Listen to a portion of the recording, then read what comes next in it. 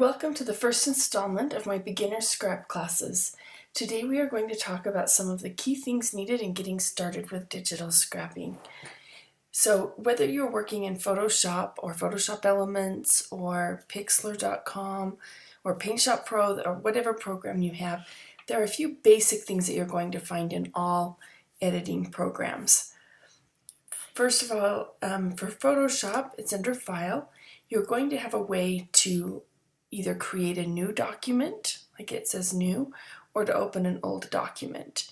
Those are two key things that you'll need in getting started. So look in your program and see where it is that you create a new document or open an existing document in your program. You'll also probably have a menu along the side or somewhere that has basic things like a move tool to create shapes, an eraser. This little paint bucket is actually what fills your screen with the paint or the color. Pen tool, the text box.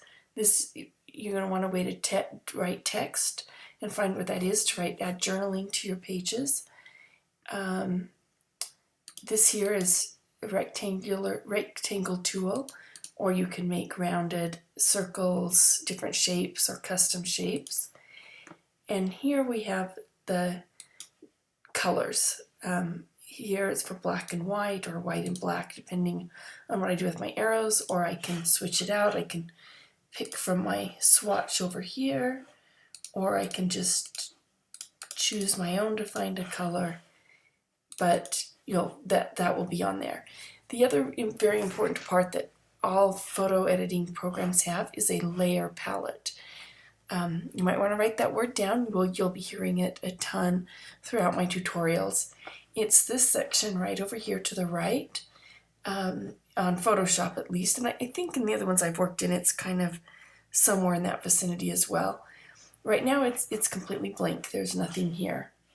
But if I were to create a box and I were to fill it with color, I now have layer 1.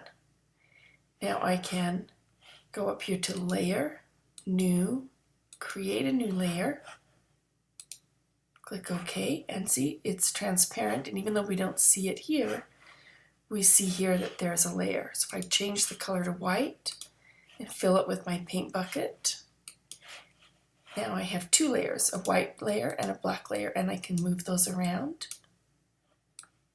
just as easy as that. So there will be things that we will deal with, and I will say look to your layer palette, and this is what I'm referring to. Everything that you pull onto your page, your photos, elements, papers, text box that you write in, everything will have its own separate layer until you combine them. This is very important. You will use it a ton, so you want to be sure you know where that is on your program. And those are kind of the main places to get started. Everything else we will kind of deal with as we go, and I look forward to this journey with you. If you have already purchased or found some free scrapbook supplies to play around with, unzip the folder and open them up in your program, move them around, kind of just play around and see what you think of it. And that will do it.